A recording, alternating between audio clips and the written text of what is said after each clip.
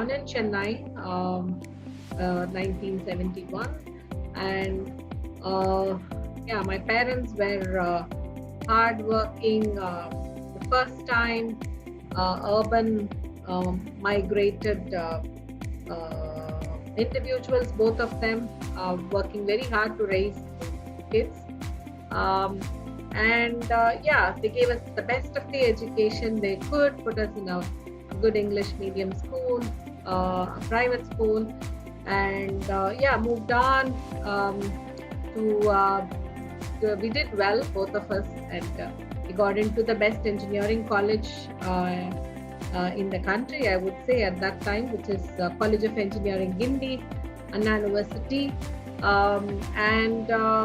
I chose civil engineering. My father, being a government servant, he was closely working with engineers, civil engineers, and so it was a decision which my father took for me, which I don't regret. And then I moved on to do my master's in environmental engineering, which was my choice after going through a lot of civil engineering courses. And yeah, I thoroughly enjoyed my environmental engineering education, and I always wanted to get to the highest level of education possible. But I also took a break and took a job a couple of years before I moved on to do my PhD in Larsen and Toubro, working with the best engineers in the country, building pipeline networks for large projects, pipelines which carry water, wastewater across several kilometers. So that's how my career started. My PhD in US at Clarkson University again directed me into a domain which was close to my heart, groundwater. Back in India, I've read stories of groundwater getting contaminated and people going through a lot of hardship getting access to groundwater. So I gladly took up this research fellowship which was offered to me, and worked 5 years in understanding groundwater contamination, particularly from petroleum and other solvent spills, which are very unique in nature. And right after that, I did my postdoctoral research at University of Illinois at Urbana-Champaign, one of the top schools for civil and environmental engineering in the world. Again, I got the opportunity to work with the best of the labs, with the best of the professors and colleagues. And at that point of time, I had to take a decision whether to stick on and continue in the US or come back to India. And at that point of time, priority was family. I had just a little daughter who was 1 year old, and we wanted her to grow up with in the Indian culture with family around rather than just us, as usually how the families abroad raise their children. So we consciously took a decision to give up a career in US and come back to India, which I don't regret now, that I got the best places to work in India, the IIT Madras, and which was right in my hometown. I got the best of both the worlds with all my family and the best job a PhD would aim for in our country. Yes. So I was one of the fortunate girls who did not differentiate, whose parents did not differentiate between a son and a daughter. And we were put in the same school, and they would encourage both of us to go for higher studies, whatever possible, and excel in studies, because they came up a very hard way. Getting education was challenging for both of them, particularly coming from a rural background. So they understood the importance of education. And since my mom was also in a job, she wanted the best. She wanted me to go much beyond what she could achieve in life. And at this point of time, I would say my mom was a big inspiration for me. She was navigating a very intersectional world, particularly at that point of time. If I can elaborate, she was, as I said, from a rural background, and she did not have a dad, a widowed, uneducated mom, and on top of it, my mom was disabled. She could walk only with a crutch, and in spite of all those limitations, with nobody educated in the family, she fought, uh, and she wanted to get out of that and excel and grow up in life. So she uh, single-handedly got educated, only at the high school level. They could go, but then she got a job in the city all by herself. And yeah, that was a big inspiration for me. Nobody else, even at this age, I would see somebody fighting from those kind of different disability in terms of uh, disabled person, economically poor with low education, rural background, coming up in life was a big thing. Even now, people give up so easily. So she was my biggest inspiration. And of course, my dad was a very righteous person, very punctual. He wanted high disciplinarian. I imbibed those characteristics from him, but I don't think I've still reached to his level. But definitely, both of them were my inspiration. I was good in studies all along. I got a double promotion, my first grade to third grade. And so my parents decided at that point that I have to go and take up a professional education. Those days, it was just engineering or medicine. And yeah, I would just say that medicine was something which my mom was not. I would say my parents made the decision. Medicine is, she would say, would ruin your personal life. And if you want to balance your personal life and professional life, engineering is better. So there was, I don't think I was like, at that point of time, I think when we grew up, no, we were not exposed to all the information which is available right now to make a conscious choice about your profession. So that's how most of them choose. And even now, I think most of them are choosing their profession. Yeah, I was always inclined to teaching. In school, when Teachers' Day was one day which I enjoyed thoroughly, where you have this role play. You switch roles and you become the teacher for one day, one class. And I thoroughly enjoyed that. And I think that sowed the seeds of uh, me getting into an academia. I would say that. And also when I went to US, I actually did the job of being a TA in for the masters and the undergraduates as part of my PhD program. And then I got the hands-on experience, which further strengthened my passion towards having teaching as my career. So I would say, yeah, definitely those two experiences uh, made me choose academia as my job. At some point, the decision to go abroad came about at a very low, somewhat low point in my life, frustration, because that's when I was getting into my early 20s, when I finished my master's and I was doing this job in L&T, and I was perfectly happy with my job. And since my brother was away, I decided to stay in India for my parents.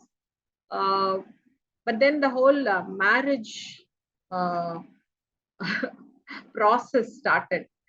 So, and no, the traditional Indian family goes through this whole process of horoscope matching, people coming and seeing you, making you like a show, making a show out of you. No, how much ever I hated it, I had to go through all that because that's part of the tradition. And the more I did it at least for 3 or 4 times. And And I got really frustrated. And the only way I thought I should get away from all this is to run away. Run away and do no, so that my parents would not say no. I can't just run away from home. All PhD was at the back of my mind, but I was not going to go abroad since, as I said, my brother was away. But then I decided that I have to leave. I supported them in their decision and all that, but this was getting to a point where it was too frustrating. So I think that was one good thing, a low point. Then I immediately started applying. I had my GRE score done, and I started applying, and I got a full funding research assistantship to do a PhD. That was the turning point in my life. No, it was one evening when we were having dinner. I got a call from my professor from US saying that I got a full assistantship, and she will be happy to have her in her group, have me in her group. So, and my parents couldn't say no. And they let me go. So, yeah, a low point turned out to be a turning point in my career. See, however educated you are, sometimes in our culture, you have to go through things which you don't believe in, but yeah, for the sake of going through. So I was, I'm happy that it all turned out fine, and my parents, with my parents, they didn't have issues sending me away to US, but they wanted me to get married and go away. So which I broke. I broke that usual trend of women not going abroad without marriage was something which was unheard of. With the background of my family, uh, I was the first engineering graduate from our family, and going up. Even now, I'm the only one who has gone abroad for a PhD. So even after a generation gap, there's still a lot of people out there who are still holding on to their daughters, whereas they're willing to send their sons away. Although they get their daughters educated in India, they are there is a lot of hesitation to let them go on their own to a faraway place. So those things are the ones we have to break. And I wanted to be that role model. Now I'm seeing a lot of young girls aspiring to come. They talk to me, and the parents are even more willing to send their girls abroad. Yes. So this is when we decided to come back, and I was exploring opportunities in India after my postdoc. So I had an opportunity to work with Professor M.S. Swaminathan, the big agricultural scientist. They have a research foundation right in Chennai, and he knew me. My husband used to work there, so he knew me, and he has always been. Whenever he visited to US, he used to call us and speak to us, and the first thing he would say is, you should come back to India. Both of you should finish your education and come back to India. So although we kind of politely listened to him, we were not really at that point of time thinking about coming back. But now that I had decided to come back, he reached out, and I immediately accepted to work in his organization. It was a brief 2-year period. I was working as a consultant. I had this great opportunity to work in the project on impact of science and technology on India post-independence. And water was the subject given to me to understand what innovations, what impactful projects were done in India in the water sector. And I had an opportunity to travel across India and work very closely with Professor M.S. Swaminathan. He was somebody who really blew off my mind, I would say. Such a person with so much high accomplishment. Yet, when you talk to him, he is like very down to earth. With no, there's nothing. He doesn't show what he has achieved. Usually people do that. They have that, air about it, about themselves.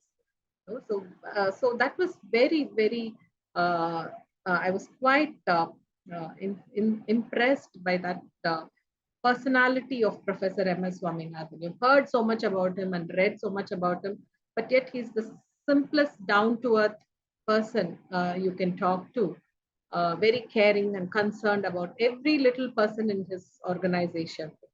And also professionally, the impact he was trying to make, having come back from a UN organization, being an advisor to the Ministry of Agriculture, creating this green revolution country, which has transformed India's economy, uh, and the impact of his projects, right? He has done so much earlier, and he was continuing to do that post retirement in many, many ways, like bringing education, bringing technology to the rural villages.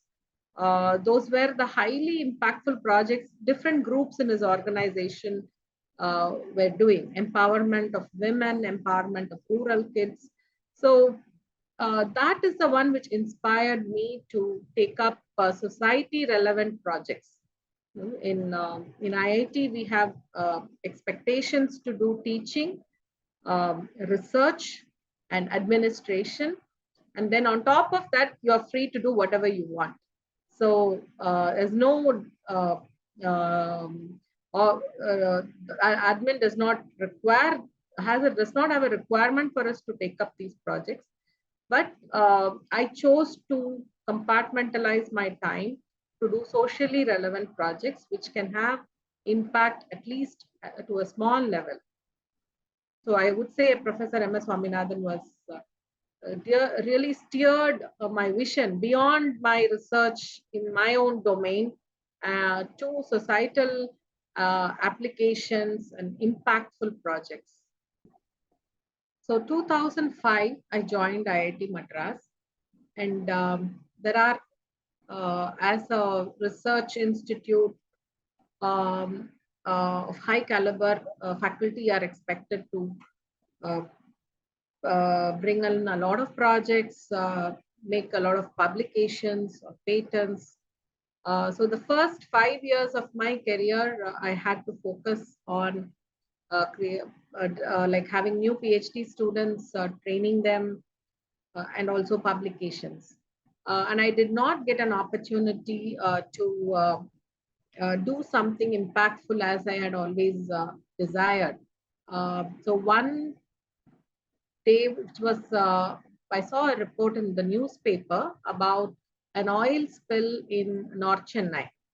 People were getting oil in their bore wells when they started pumping water from their bore wells.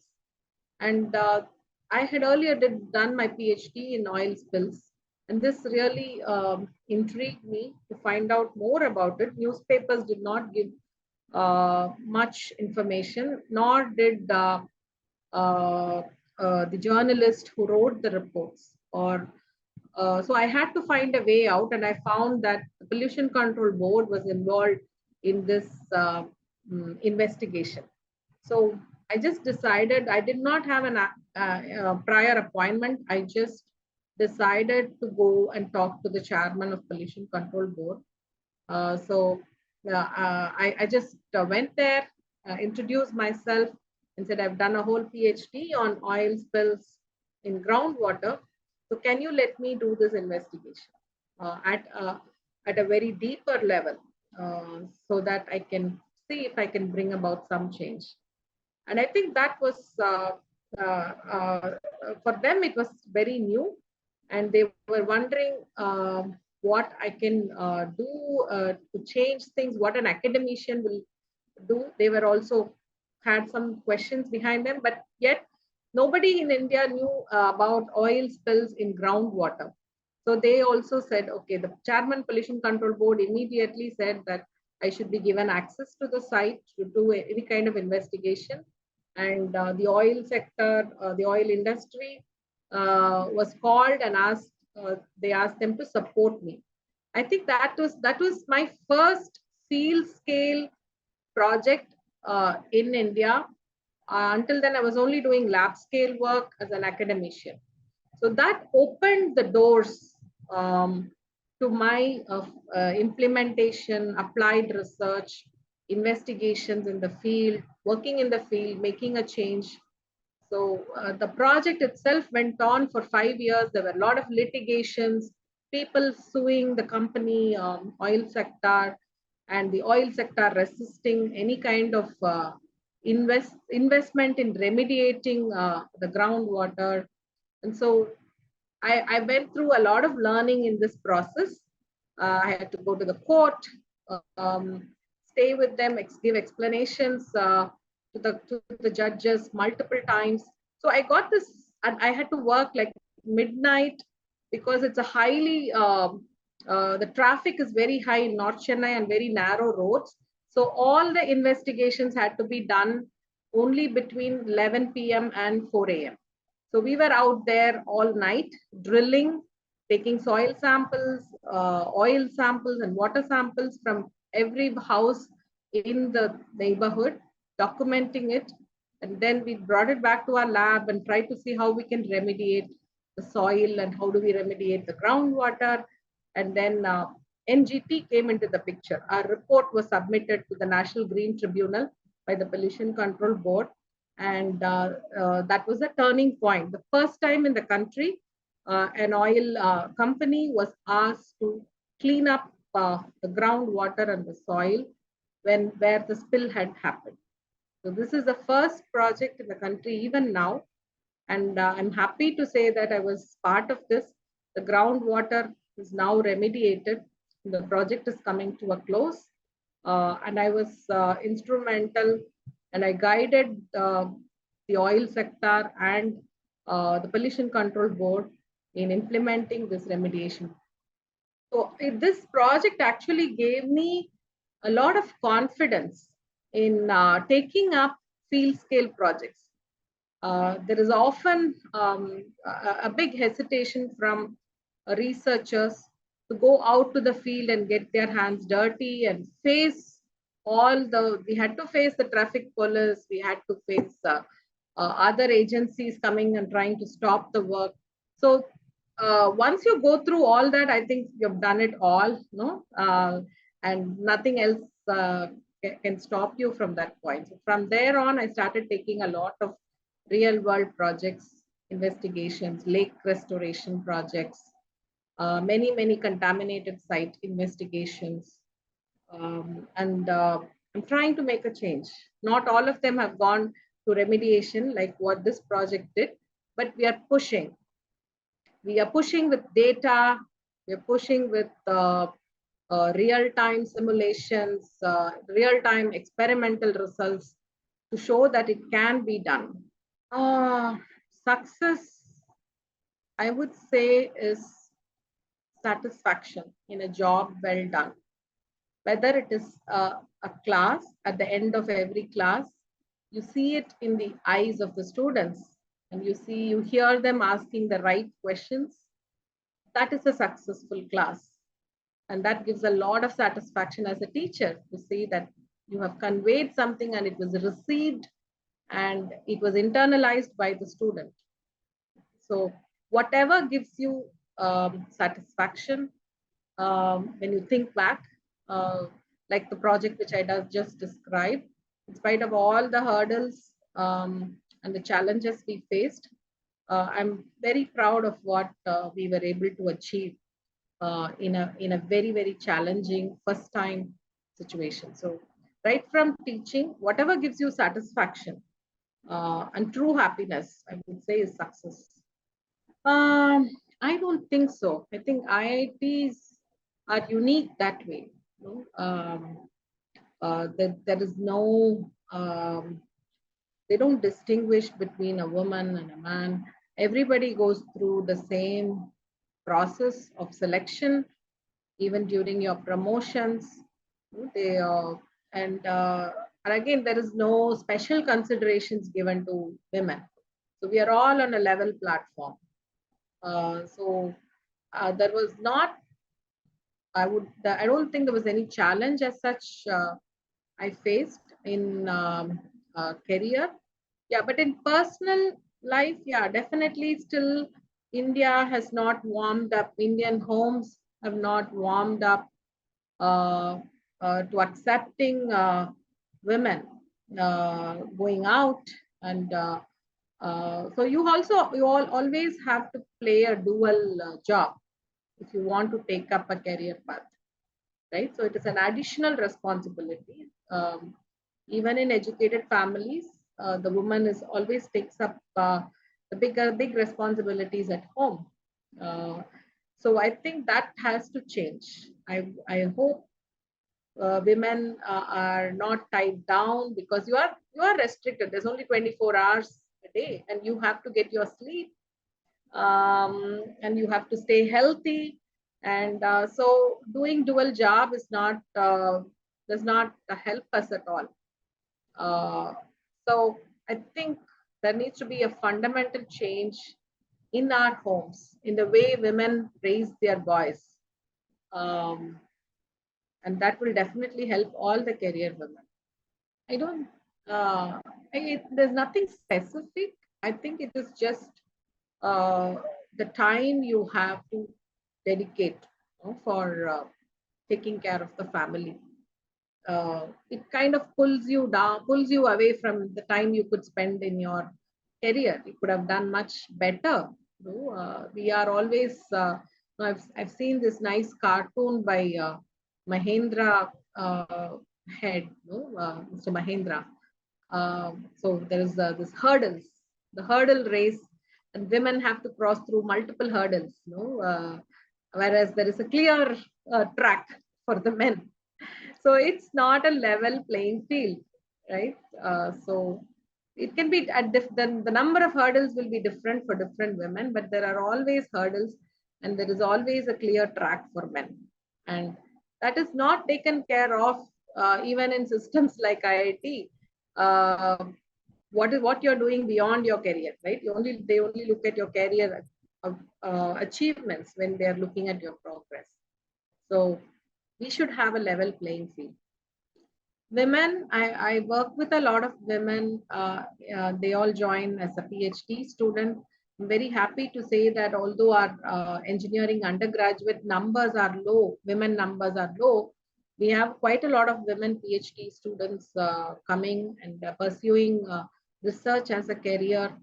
So women should come out in large numbers and keep get education, and also not stop with that. I see a lot of educated women dropping off because of family pressures, because they are at the age where they get married and they have to have a child and all those responsibilities.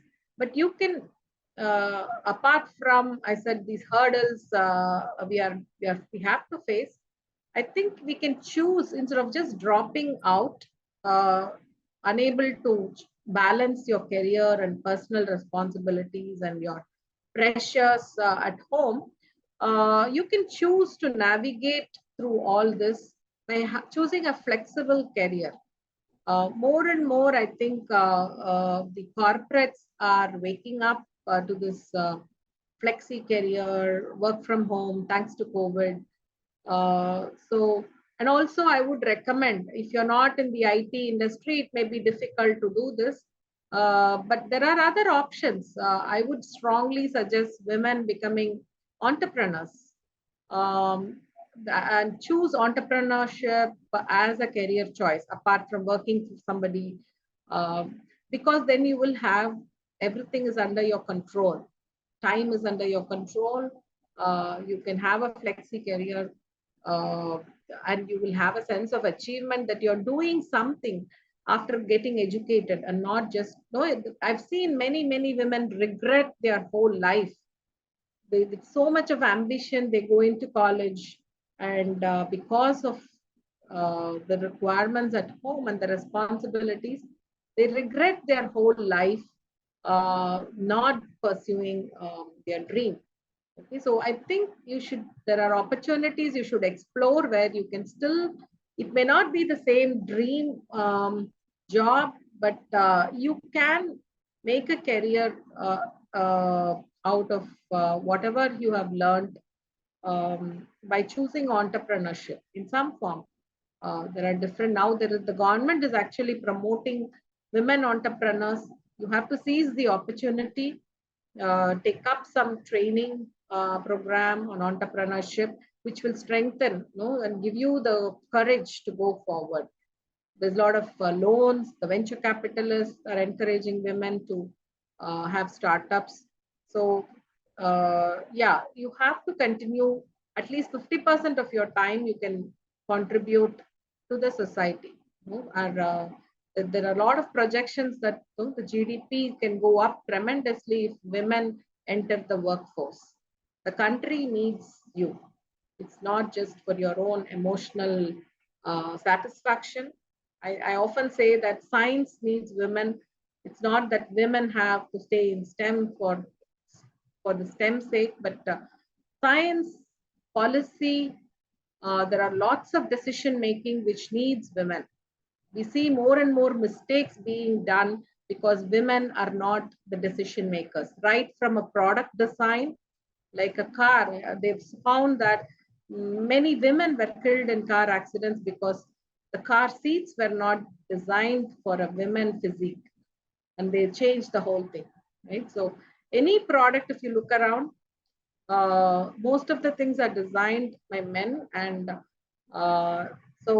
women, the science needs women. Policy making, women are supposed to be good holistic thinkers, right? Even at homes, that's why they are the big decision makers in most of the homes.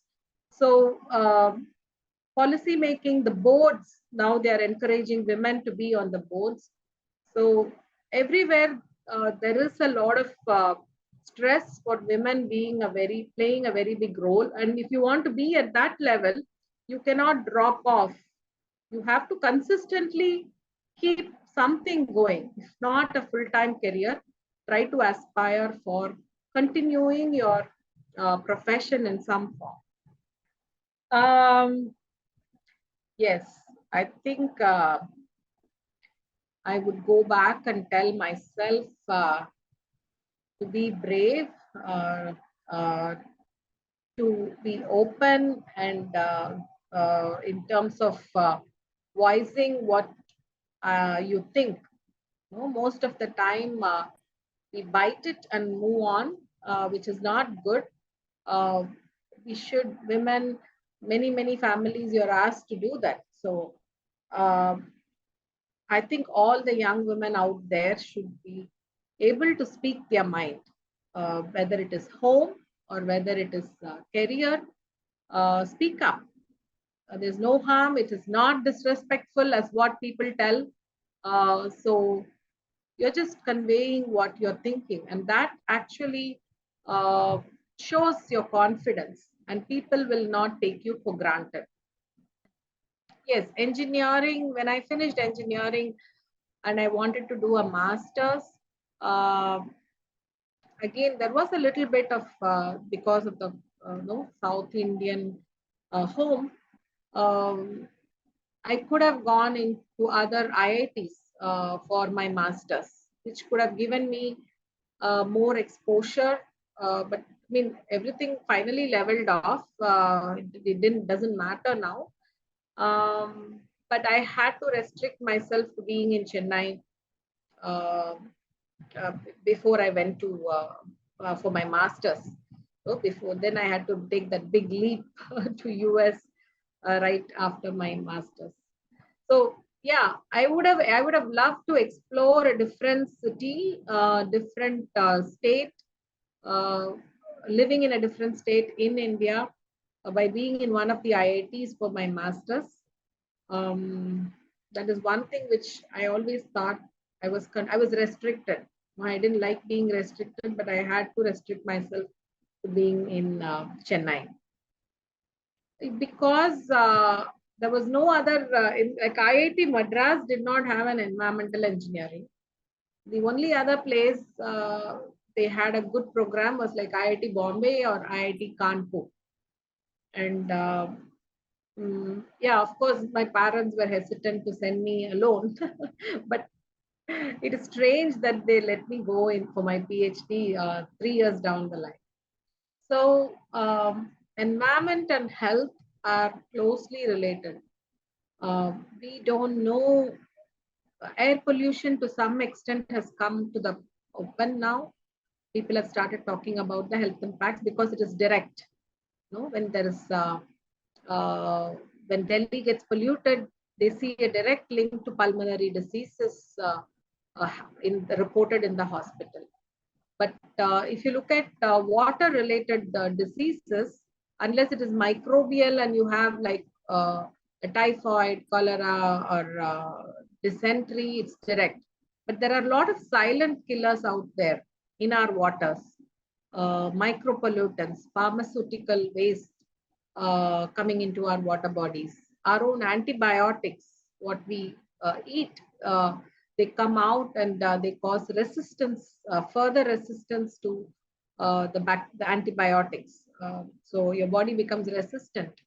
So there are lots of micropollutants out there. There are many of them, like this petroleum spill study. Many of the petroleum compounds are carcinogenic, and we know that cancer rates are going up. But then you cannot have a direct correlation between the contamination and cancer, because cancer also has various other reasons which can trigger cancer cells. So I would say uh, uh, my mission is to find out the linkages between um, the health impacts of pollution. So we are looking at contaminated sites as of now, and we would also be looking at hospital records and see if there is statistically can we correlate the contamination of that region and the spread of cancer or other diseases caused by these micropollutants in the region. So that is part of my ongoing research and future research, so that we can make decisions on water contamination and remediation based, because that has a very stronger case. When you go and say there is contamination, clean up, nobody wants to do that. But when you show that there is 50% cancer risk increase, that was one of my studies on the North Chennai area. So children are more likely to get cancer because of this exposure. So then there is an impact. Then there is a reaction, positive reaction by the regulators. So this interconnection, correlation is what is lacking. And we want to create a lot of awareness around that among public. Even public were only interested in compensation in North Chennai. They were not interested in cleaning up their site, okay, because they didn't realize that it has such a huge impact in the long run. So that is one area directly connected to my research. Apart from that, I work a lot in solid waste management, which is creating a huge havoc in our water bodies. Palikarnai marshland, which is in Chennai, a Ramsar wetland, there is a dump site right in the marshland. Many water bodies, the rivers are polluted, and there's a lot of health impact because there are slums living along the river. They're directly impacted by this pollution. No, it is out of sight for most of the high economic level people in the cities, because they don't see it most of the time. But there are people living there and breathing the air. So we are trying to monitor pollution in the water bodies and their impacts on people living there and working there. And the other important area I'm focusing now is the rural areas. Unnat Bharat Abhiyan is a national level program where academia can work in the villages. So rural development, again, rural sanitation, can we make an impact by environment problems, environment solutions are not readily accepted by people and the industry because it is a liability. They have to spend money on them. But my research currently and is focused on can we turn it around and can we recover value added products from waste and wastewater, so that it is not a liability anymore, but it is a profit making component for the industry. So that is how we came up with this Carbon Zero Challenge contest. It is basically looking at technology for circular economy.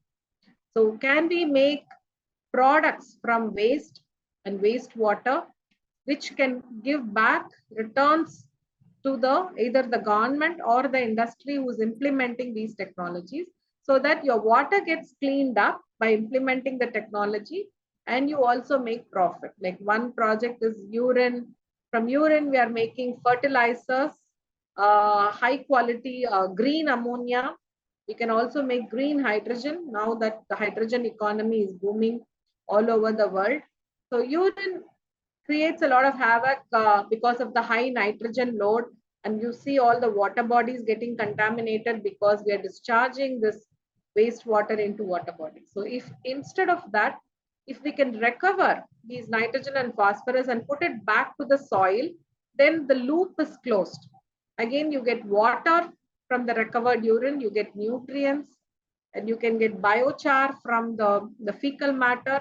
So something which is considered as a liability and a problem is now becoming a profit-making solution.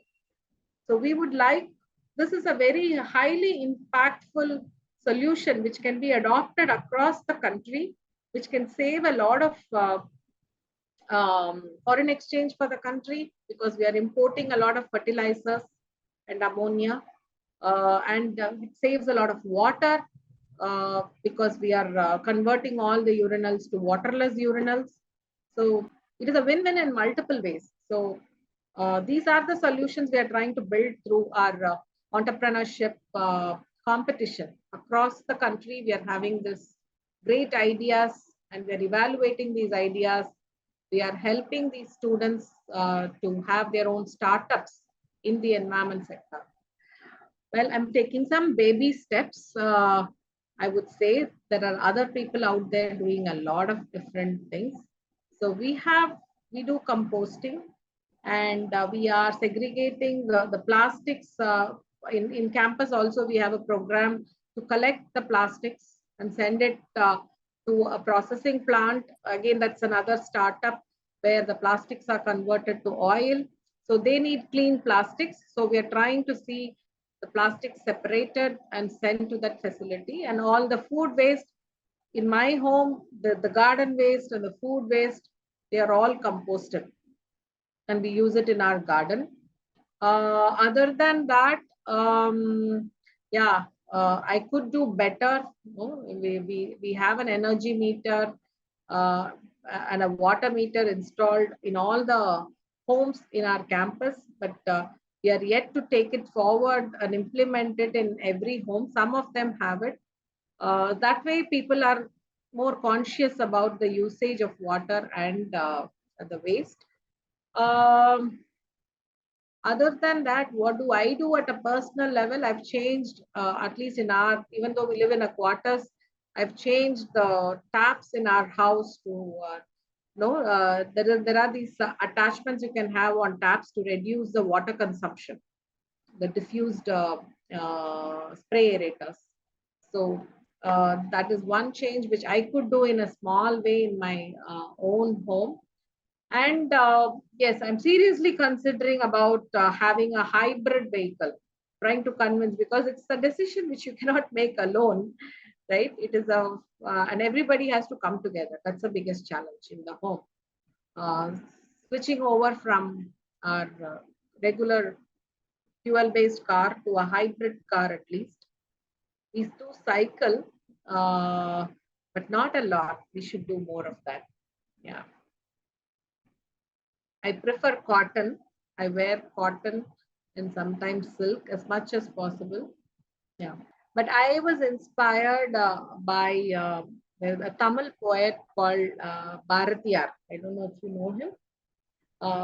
He has written a lot of poems on women, many subjects, but his poems on women empowerment has motivated me right from my school days. Uh, so it's in Tamil. I can send it across to you probably with the translation. And it's very motivating. Every woman would be inspired by those poems. Many women have quoted him multiple times. One thing that comes to my mind. Nothing comes to my mind now, but I am very passionate about environment. And if you see, I think some of my emails, uh, the recent one is not, but some of my emails carry that message at the bottom. We have only, uh, the earth has so much for everybody's need, but not for his greed. It's Mahatma Gandhi's quote. So I put it in all my mails going out to my students. So people remember that we have limited resources. We have only one earth, and we have to keep things circling. Circular economy is the way to go. The linear economy model, which we have been practicing, is not going to work anymore. Uh, and the message is we have already exhausted 80% of our earth's resources, and we have only one earth. I think that message should go to everybody. Ideally, it again centers back to education and environment. So the number of people who are aware, really aware of the environment. People talk a lot, people write a lot, but actually the action is missing, whether it is individuals or whether it is industries.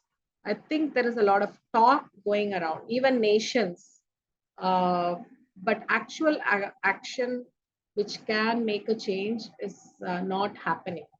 So I think awareness sessions should become part and parcel of every school curriculum. Green skills. Yesterday also we had a meeting with uh, a World Bank group where they're working on a document on green skills. What are the green skills we need, to make everybody empowered to make a change for the world, for the environment. So it's not just awareness alone, actions, accountability. Everybody is accountable for the damage they are causing. They are using resources from the world, and they are accountable for that, and they have to give back to the world. And can we break it? So far, we have only been doing talking and documenting. It's time for action now. And that is what I want to do. Can we make it actionable? Every individual, every community, every campus, every industry should show actionable actions taken and how it has impacted in a positive manner. So we are yet to go there. I mean, there's a lot of talk, as I said, and a lot of greenwashing, they say. And it's so difficult, even if somebody wants to practice sustainable life, it is difficult. No? So, like when you ask me this question, yes, I do buy a lot of sustainable products. Bare Necessities is one shop where I always go to, where we get all this soaps in powder form, not in a liquid form. You just have to dilute it in water and use it. I buy these shampoos which come in a bar so that you don't have a plastic bottle. No, but these things are expensive. There is a green premium. No, how can we make products and commercialize it in a big way without the green premium? We need to compete with the commercial products available, and even better, make it cheaper than the commercial products. So that is what I'm planning to push forward the government policies, trying to push forward national and state governments to work with the industries to make these eco-friendly products and also make it at a cheaper cost. So it's not a burden on anybody's pocket to use these eco-friendly products. Similarly, industries, can academia like ours, like through our research, come up with pocket-friendly technologies for the industries, right? We cannot blame them for not putting in environmental remediation plants out there, treatment plants, because it is very expensive. One, it's easy to pollute, but it is much more difficult to remove the pollutants from the water, and it cuts on their profit. And they have to compete with another industry who's not doing it. So this the whole chain of things happening. So can academic research units come up with pocket-friendly technologies so that you don't have to push the industry to adopt it? Again, eco-friendly products at a cheaper cost, so you don't have to push individuals to adopt it. Okay, so that will be a game changer, and I want to see that happen in my lifetime. I would say cool. That's what that's what my students tell me. I'm a cool faculty, and yeah, my daughter's friends tell me I'm a cool mom. So yeah, I don't know what else to describe. Sometimes they do take advantage of that, but I try to keep cool. So I don't really go with a stick, even with my staff or my students or my daughter. I think people are mature enough. Everybody is an adult, right? They know, you just tell them what to do. And if they do, it's for their benefit. If they don't, they will pay the price. So yeah, I keep myself cool. I think just like any other, anybody, appreciation for the work you do, I think it's very human. Whenever I get appreciated for the good work I do, it gives me a moral boost to keep doing better. And since it is for a common good, I think, yeah, appreciations help. Particularly somebody who is in a similar area, they acknowledge what you are doing. It's a big boost to your morale. And uh, I think some of the times when I visit these places like Tandayarpet, or when I go to like contaminated sites and I interact with people, the communities, connect with the communities who are impacted. It pushes you to go beyond what is required in the project, to go a few miles beyond and see whether you can give your best to see that a change happens for them. So I write very strong reports. We take extra effort to investigate more, to be beyond doubt what is the impact, what is the situation, actual situation, and how people have been impacted. If that comes out, then definitely we have a strong case for remediation or cleanup of that site. So I would say the human, the impact, the projects, particularly we are fortunate to work in the environment sector. We're very closely in contact with communities. Um, I've gone to like the ONGC sites in Tiruvarur, where there is a lot of drilling happening. There's a lot of oil spill there. So when people are talking to you about their problems, I think you really know, you feel it in your heart to do something. It's not just the brain. The brain and the heart works together, and you can make better reports, which can have make an impact, better impact.